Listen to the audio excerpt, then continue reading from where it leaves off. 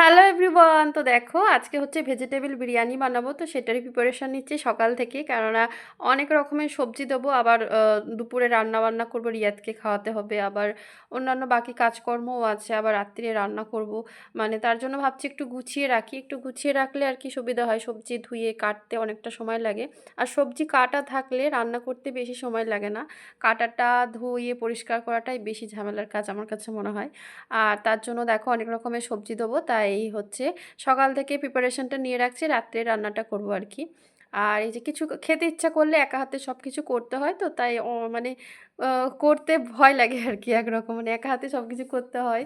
আবার কিছু শর্ট পড়ে গেলে সেটাও বাজার করতে হবে, হাজব্যান্ড তো থাকে না, মানে সেই সকালে চলে যায় রাত্রে আসে, তার জন্য আর কি।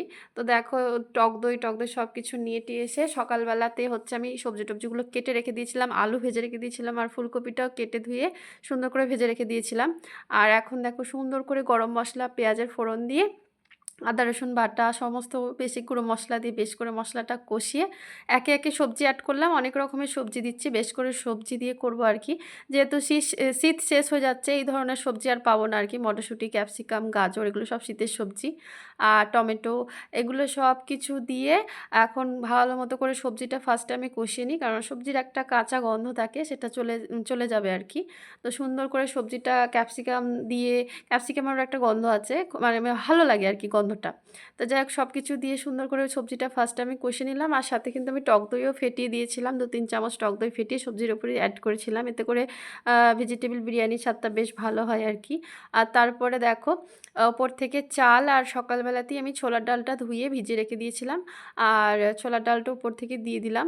দেওয়ার পরে ফুলকপিটাও কিন্তু আমি সকালবেলায় ধুয়ে ভেজে রেখে দিয়েছিলাম, আর উপর থেকে ফুলকপিটা দিলাম। ফুলকপিটা দিয়ে বেশি কষানো যাবে না, কারণ ফুলকপিটা আগে দিলে আবার ভেঙে যাবে, খুঁজে পাওয়া যাবে না আর কি, একদম গলে যাবে।